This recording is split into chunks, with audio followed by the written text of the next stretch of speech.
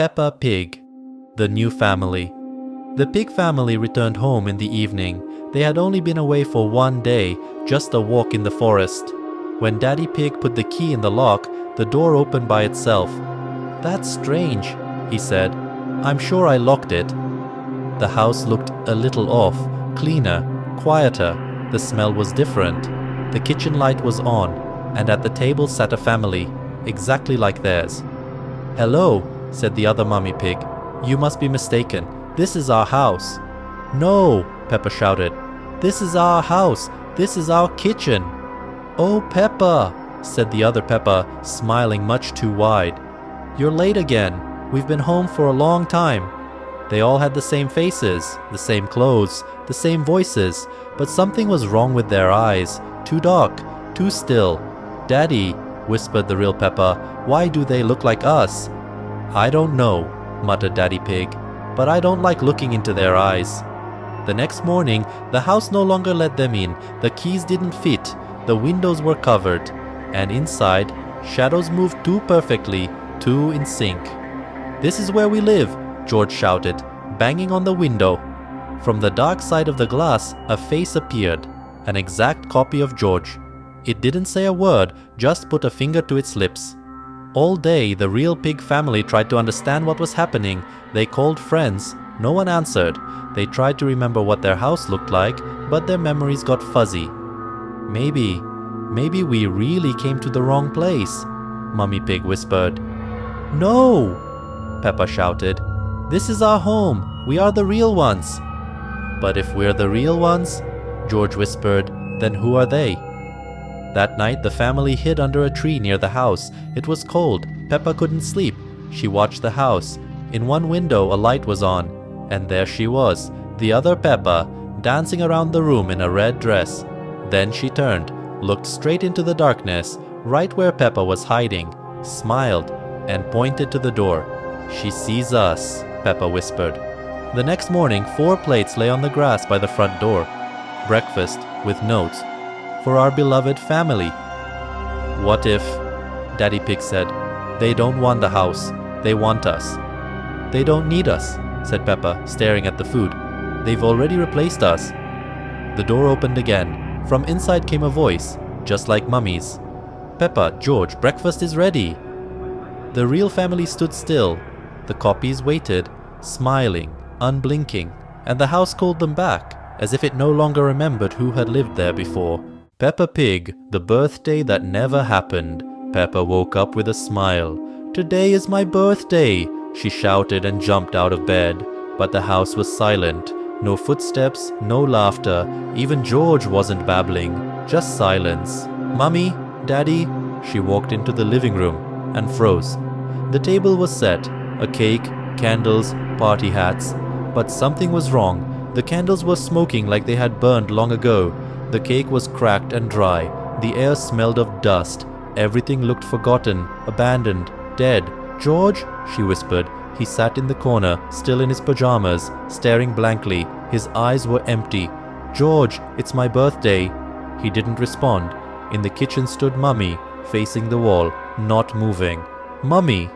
Peppa touched her hand. Mummy turned slowly, smiled, too wide. "Happy birthday, Peppa," she said without blinking. Daddy Pig stepped out of the hallway. He wore a party hat, torn, dusty. In his hands was a gift wrapped in yellowed paper. "This is for you, dear," he said, just like always. But Peppa took the box. It trembled in her hands. "We haven't even celebrated yet, haven't we?" Mummy's smile didn't change. "We always do." When Peppa opened the box, there was a photo inside. Old, faded. Her, George, Mummy, and Daddy, all in the same clothes, at the same table, with the same cake. "Is this from today?"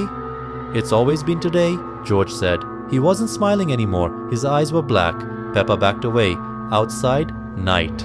But it had just been morning. She ran to her room and found everything covered in dust. Her toys, brittle. Her books, colorless. And on the wall, a calendar. Every day crossed out, except one. Today. And beneath it, scratched in something sharp, "They only celebrate you, because you're the only one who hasn't figured it out." Peppa rushed out of the room. The table was set again. A new cake. Same candles. "No," she whispered. "We already did this." "Happy birthday, Peppa," said Mummy, Daddy, and George all at once. And they smiled. The same. Wide. Lifeless. "Who's the extra one here?" Peppa murmured. But the answer came on its own. She looked at the photo again. She wasn't in it. Just Mummy, Daddy, and George at the table, with one empty chair. A VHS tape started playing on the old TV by itself. On screen, a little girl, not a pig, a girl. She was crying, and behind her stood the same figures. Mummy, Daddy, a brother. Peppa touched her face. Her cheeks flattened. Her hands too long. Her snout was fading. "I'm not Peppa," she whispered. The lights went out, and from the darkness came a voice. "But now you will be. Forever." Peppa Pig. After the argument, it all started on a normal morning. Susie came over to play with Peppa, just like always. They sat down for tea with their toy tea set when suddenly they started to argue. "You always tell me how to play," Peppa snapped. "Because you always do everything your own way," Susie fired back. Peppa stood up, her face twisted. "Then leave, and don't come back." "Fine, I didn't want to anyway." Susie threw a toy cup on the floor and stormed out. Peppa was left alone. She stared at the broken cup. For a moment, everything was very quiet. And then, her shadow on the wall moved on its own. That was the moment she changed. Her body jerked as if someone flipped a switch. Her skin turned pale. Her ears stretched upward. Her eyes became empty and still. Her mouth slightly opened, and her lips pulled into an unnatural line. Her voice disappeared.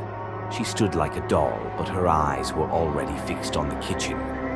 Mummy Pig was first. She called Peppa to dinner, but Peppa slowly walked past her without a word. Behind her, there were marks on the floor, as if claws had scraped across it. Mummy Pig frowned and followed her daughter. A second later, the lights in the house went out. When they came back on, the kitchen was empty. Only a piece of Mummy Pig's clothing lay on the floor. Daddy Pig heard something and came downstairs. He saw Peppa standing by the window. "Where's Mummy?" Peppa turned to him. Her voice sounded like it came from underground. "She lost. Do you want to try?" Daddy Pig turned pale. He tried to leave the house, but the door was blocked. All the windows began to shut by themselves. Peppa moved slowly, but everything around her cracked and moaned. The floor beneath Daddy Pig became sticky. When he looked down, he was already standing in something dark and thick. He screamed, but the sound didn't come out. Literally. His mouth filled with the black mass, and he sank while standing. Only his glasses remained floating for a moment. Then they dropped. George hid in the closet. He trembled and cried softly. But Peppa knew where he was. She quietly opened the door and just stared. Without a word, her gaze alone started changing everything inside the closet. The floor began to fill with webbing. The walls cracked, and the air hummed. Within seconds, George began to scream, but instead of sound, bubbles came out, like he was underwater. He gasped for air. Then the light went out, and when the closet opened again, only his toy dinosaur was left. Now the house was silent. Peppa stood in the middle of the room, thinking of only one person. "Only you are left, Susie." The next day, Susie came back, naively hoping to apologize. "Hi, Peppa, I just wanted to say," but she didn't finish. Peppa stood at the door, but she wasn't the same. Black, empty eyes, long, thin fingers. She wasn't breathing. "Susie, I don't play anymore. Now I decide." The door slammed shut behind Susie, and this time there was no scream, only quiet, barely audible laughter. Childlike, but not alive. Peppa Pig. The red sky. One morning, Peppa woke up earlier than usual. There was no familiar blue light coming through the window. The room felt dark, as if the sun hadn't risen. She walked to the window and froze. The entire sky was deep red, not orange like a sunset, but a dark, blood red, as though someone had spilled paint across the horizon. The air outside shimmered, and not a single leaf moved. The kitchen was unusually silent. Mummy Pig stood at the stove, completely still. George sat at the table without playing with his dinosaur. Daddy Pig stared out the window with an expression Peppa had never seen before. "It started again," he whispered. Peppa wanted to ask what he meant, but no one answered. Mummy Pig just took George by the hand and walked upstairs. Daddy followed them.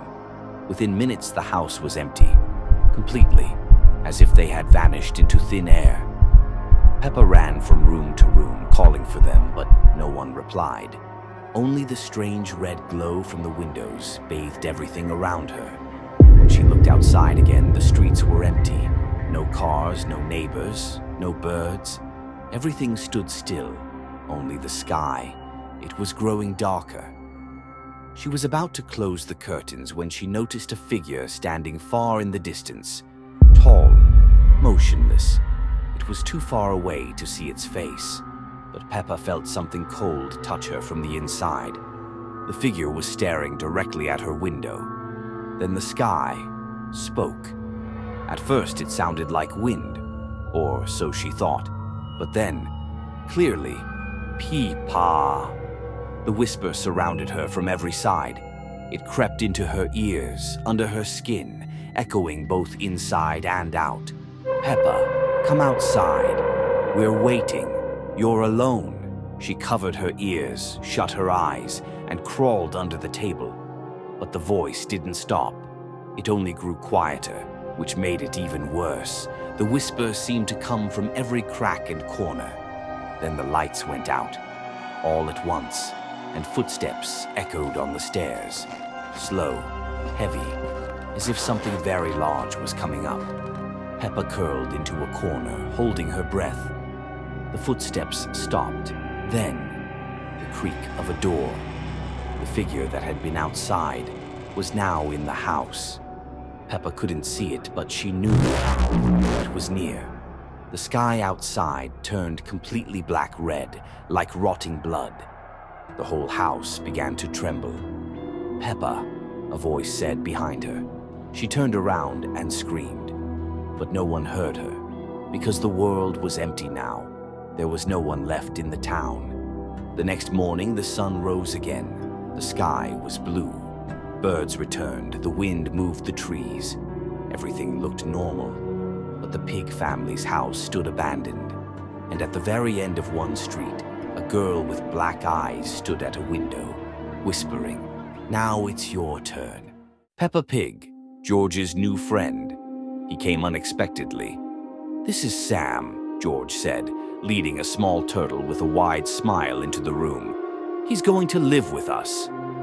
Sam looked cute, a green face, a brown shell, a bright yellow t-shirt. He silently waved his little hand, and Peppa's parents smiled. "Of course he can play," said Mummy Pig. For the first few days, Sam didn't say a word. He was always near George, never spoke, just stared, and always smiled, even when no one was joking.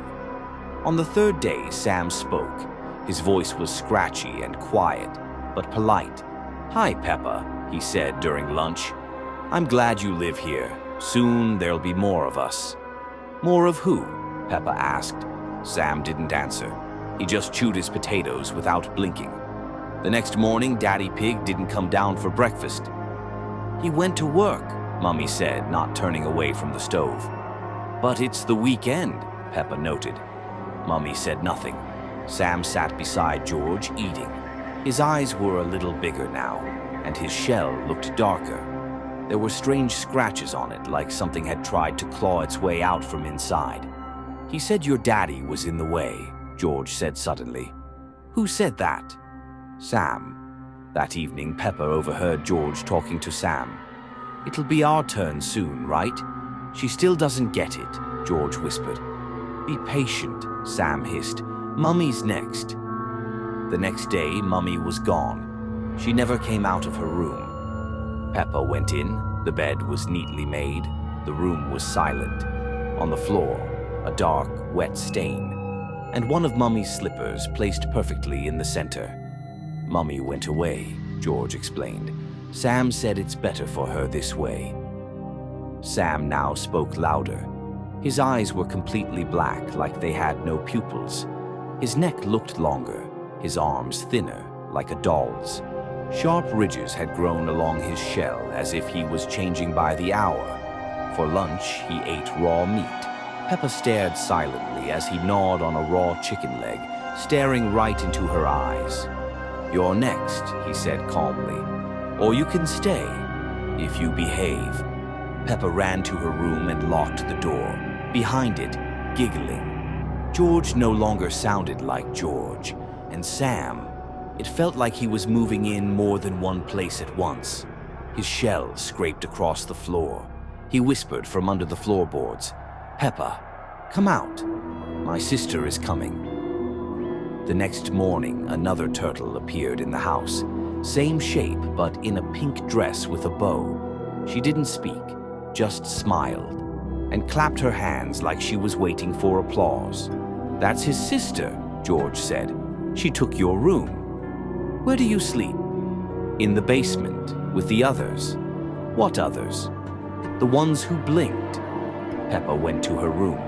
Everything was different. The bed flipped, her toys broken. Turtle footprints covered the walls.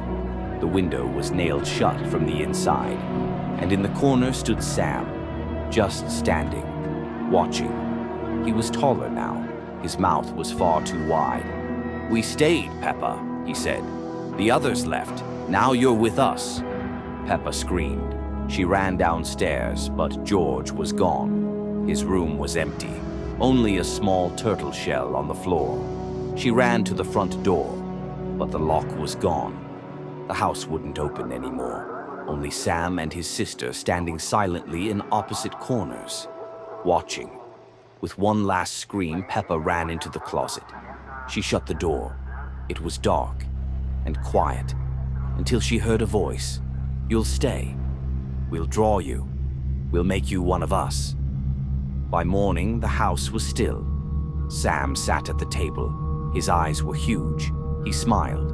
To his left, his sister. To his right, a new little turtle in a red dress, with a round pink face and familiar eyelashes. "We're a family now," Sam said, "and everything's fine." He smiled wider, and no one blinked.